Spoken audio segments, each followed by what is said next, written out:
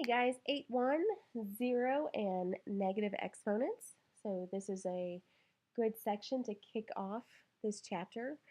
We're simplifying expressions with zero and negative exponents, and we're also going to learn how to evaluate those. Example 1, 0 as an exponent. I want you to get it into your head. Just know that any number raised to a 0 is equal to 1. It doesn't matter how large or how small, anything to the 0 number is 1. A negative exponent tells you to flip the base. Take the reciprocal of the base, and then the exponent becomes positive. So you flip the base and it becomes positive. All right, let's see this in action. All right. I'm not sure why. Oh, not what I wanted. All right.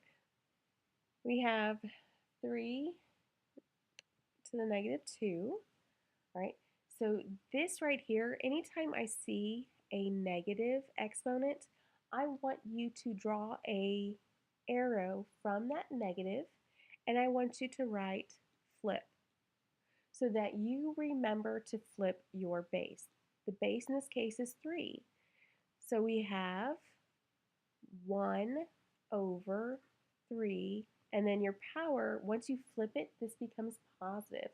So that's 1 over 3 squared, which is 1 over 9. Simple. Okay, B.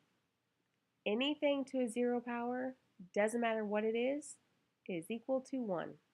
You don't have to look at anything in here. Doesn't matter. Anything to 0 is 1. Right. Now, the key to this one, an algebraic expression is in simplest form when it is written with only positive exponents. Okay, so that's how you know it's in simplest form. You always want to have the positive exponents unless they tell you specifically to keep all of your exponents in the numerator without writing them as a fraction.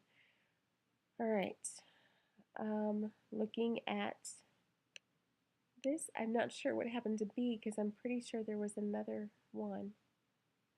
Well, we'll just go with this one. So we have 3ab to the negative 2. All right, so I have 1, 2, 3 factors. This one tells me I need to flip it, right?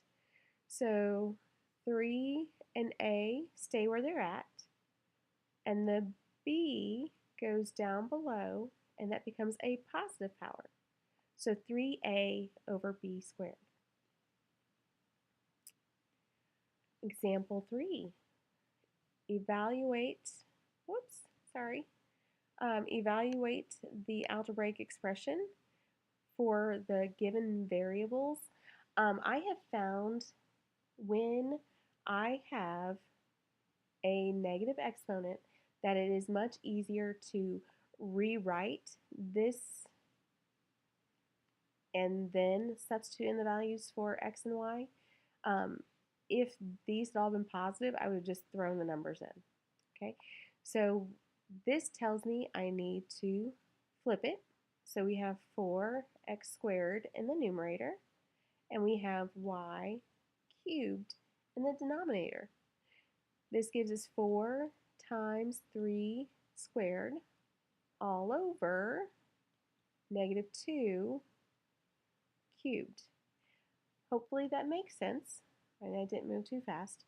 4x squared, this is the x value, which we have here, and that's all over y cubed. Y is negative 2, and that's what we have there.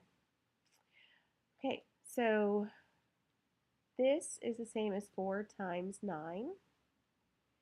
Negative 2 times negative 2 times negative 2 is negative 8. So now we have 36 over negative 8. Both of these have a like factor of 4. I was thinking I'd done something wrong there. And this would then give us 9 over -2. I don't like having that negative in the bottom, so I'm going to make that positive and bring the negative up here. So -9/2 would be the answer. All right. All right. Example 4. The real world problem solving, um, uh, the word problem. Boy, if I could talk, it would be grand. All right, we just want to talk over this. This one's not actually worked out. It's already worked out for you in the book. Um, a biologist is studying green peach aphids like the one shown at the left. In the lab, the population doubles every week. The expression 1,000 times 2 to the W models an initial population of 2,000, of 1,000 insects after W weeks of growth. Evaluate the expression for W is 0. Now remember, anytime you have something raised to the power of 0, it's just 1. So that becomes, um, where's my, there we go, 1,000 times 1, which is what we have there. 1,000 times 1 is 1,000. Okay, now looking at B, evaluate that same expression for W is -3. That means, what does it look like when we look at this 3 weeks before we start this study? What would we expect to see 3 weeks ago? So now we put in that -3 for W, and that becomes -3 for the exponent, which this tells us, did I get that? Yeah. This tells us we flip, which is what they've done here. That becomes 1 over 2 cubed, and 1 over 2 cubed is 1 over 8. 1,000 times 1/8 is 125. So there were 125 aphids 3 weeks before the present population of 1,000 insects. All right, guys, that concludes this particular lesson. Hope it's been good.